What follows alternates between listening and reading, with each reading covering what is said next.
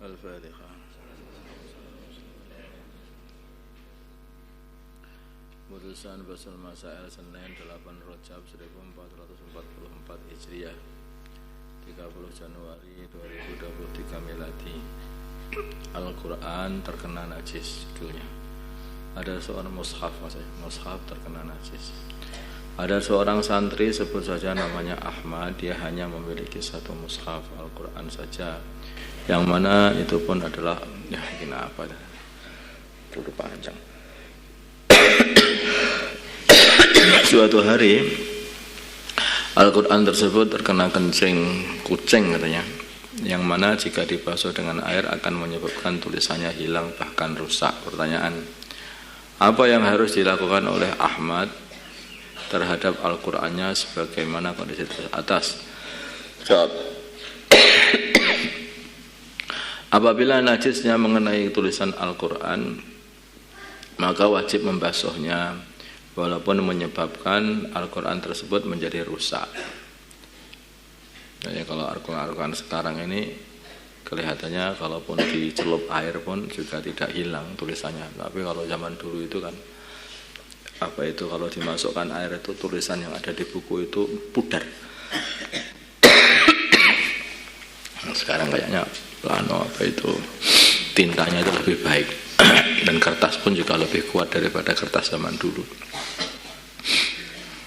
Tadi ini seumpama walaupun menyebabkan Al-Quran tersebut menjadi rusak, maka tetap wajib harus disucikan dulu. Dan jika tidak mengenai tulisan Al-Qurannya, hanya pinggirannya saja atau samaknya saja, cover, maka tidak wajib membasuhnya. Ya dilap aja lah. Bermakmum kepada orang kafir. Ada seseorang yang pekerjaannya adalah sebagai imam masjid saja. Setelah wafat, istrinya bercerita bahwa suaminya telah berpindah agama selama 1 tahun terakhir ini. Walaupun begitu, ia masih tetap mengimami di masjid tersebut, padahal ia telah pindah agama. Bagaimana hukum sholatnya makmum pada setahun terakhir setelah mengetahui kondisi imam yang semacam itu? Menurut pendapatnya Imam Nawawi ini, dalam kitab Radhatul Talibin, sholatnya tidak wajib diulang atau tidak wajib diqadha. Jadi perlu diganti. Sholatnya para makmum tadi itu tidak perlu diganti, tidak perlu diqadha. Kemudian sholat sunnah bagi yang punya qadhaan sholat. Bagaimana hukum mengerjakan sholat sunnah bagi orang yang mempunyai qadhaan sholat fardu? Bagaimana hukum mengerjakan sholat sunnah bagi orang yang mempunyai qadhaan sholat fardu? Jadi beberapa santri itu banyak punya qadhaan. Masya Allah, memperhatikan sekali juga itu. Karena itu hutang dia kepada Allah. Seharusnya diperinci, jika meninggalkannya karena uzur, yaitu alasan yang dapat diterima syarak,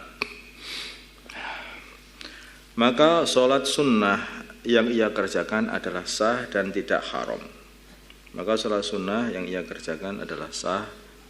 haram.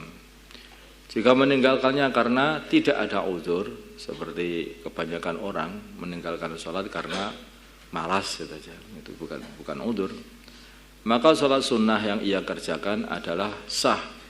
Tetapi dia berbuat sholat sunnah tanpa memperhatikan sholat fardunya yang ditinggalkan tadi untuk diqadhanya, maka itu perbuatan seperti itu adalah haram.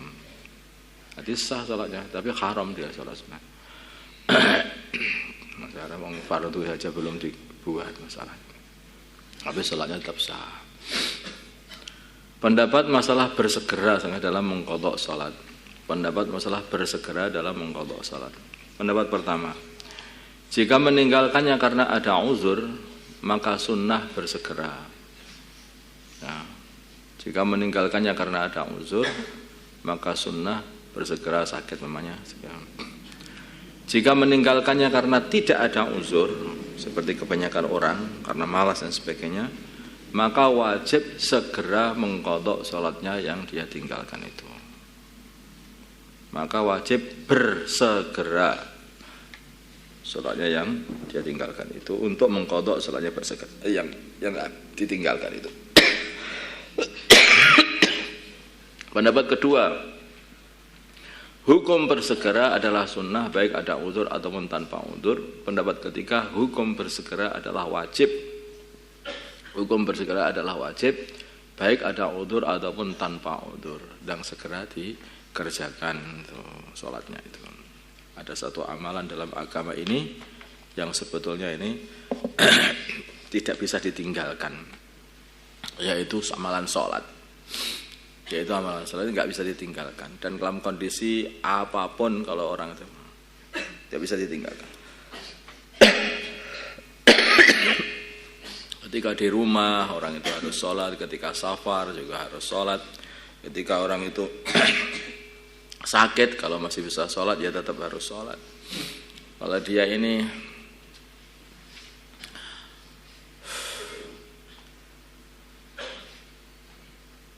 perang pun loh, itu loh dalam Islam itu nggak ada kok terus ini perang itu ini boleh ditinggalkan sholat, enggak. Perang pun ya tetap sholat, nama sholat khauf itu. Makanya karena sholat ini penting sekali dalam Islam, maka seperti dikatakan as-sholatu imaduddin, sholat itu ya tiangnya agama. Faman aqamaha faqad aqamaddin. Mendirikan sholat, menegakkan sholat, itulah menegakkan agama. Orang yang meninggalkan tarakaha faqad hadamaddin, meninggalkan sholat dia menghancurkan agama dia sendiri. Makanya urusan sholat ini tidak ada apa itu keringanan ya saya. Betulnya harus mengerjakan sholat selagi masih bisa mengerjakannya. Tidak ada kok terus ini diringankan sudah diizini untuk tidak sholat. Nah kenapa Tuhan? Lah saya ini sudah jadi wali loh, sehingga sudah diizini untuk tidak sholat. Oh iya, itu kamu datangi, kemudian kamu tempeleng peleng gitu. Kalau dia tanya, kenapa kamu tempeleng aku? Aku sudah diizini untuk nempeleng dasmu. Sama izinnya kok.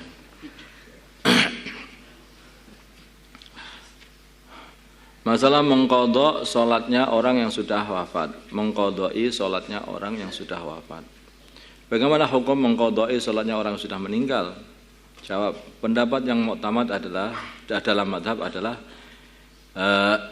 tidak bisa diqadha dan tidak bisa diganti dengan fidyah. Seseorang mati dengan kondisi seperti itu tidak bisa diqadha dan tidak bisa dibayar dengan fidyah. Pendapat yang kedua ada sebagian ulama yang membolehkan untuk mengqadha, maksudnya mengatakan bahwa sholat itu bisa diqadha dan juga dibayari fidyah dengan dibayarkan fidyah atau dengan dibayarkan fidyah. Pendapat yang kedua ada sebagian ulama yang membolehkan untuk sholatnya orang sudah mati itu sudah untuk yang mengatakan bahwa sholatnya sudah mati itu bisa diqadha'i atau juga bisa dibayar dengan fidyah. Ada sebagian pendapat ulama kata seperti itu. Saya kalau yang pendapat yang kedua itu juga enggak apa-apa kalau diamalkan tuh. Siapa tahu diterima oleh Allah. Allahumma shalli ala sayyidina Muhammad wa ala sayyidina Muhammad wa ala sayyidina Ibrahim wa ala sayyidina Ibrahim wa ala sayyidina Muhammad wa ala sayyidina Muhammad wa ala sayyidina Ibrahim. Allahumma arham wa sayyidina Muhammad, Allahumma afil wa sayyidina Muhammad, Allahumma aslih wa sayyidina Muhammad, alih baina qulubi wa sayyidina Muhammad. Allahumma ansur wa sayyidina Muhammad, Allahumma ansur sultanan nasira. Sallallahu ala sayyidina Muhammadin nabiyil ummi wa ala alihi wasallam. Ini santri-santri yang masih punya qadha salat itu maka segera itu yang diganti itu berbahaya sekali nanti kamu itu.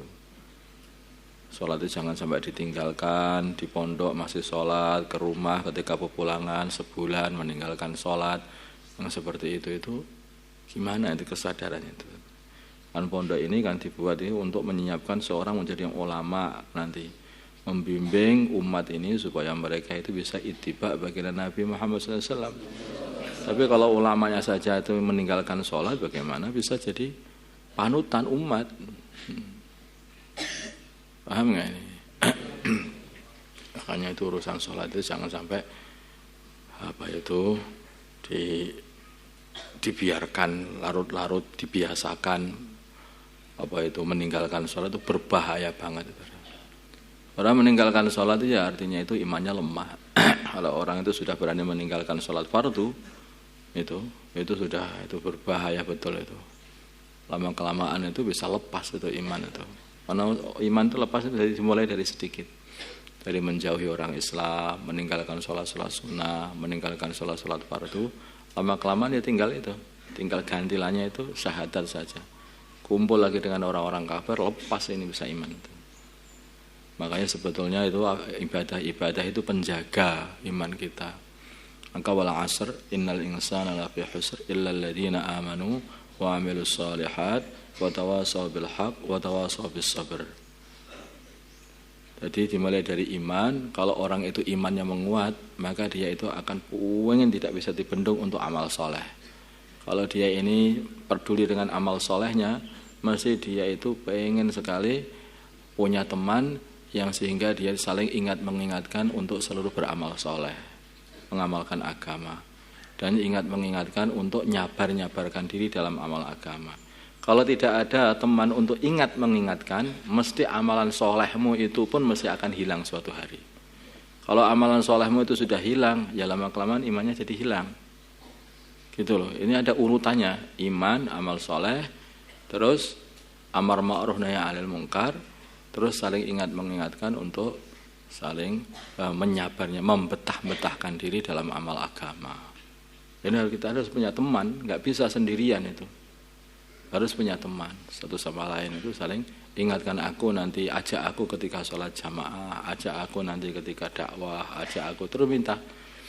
Buat pertemanan seperti itu, pertemanan karena agama, karena Allah.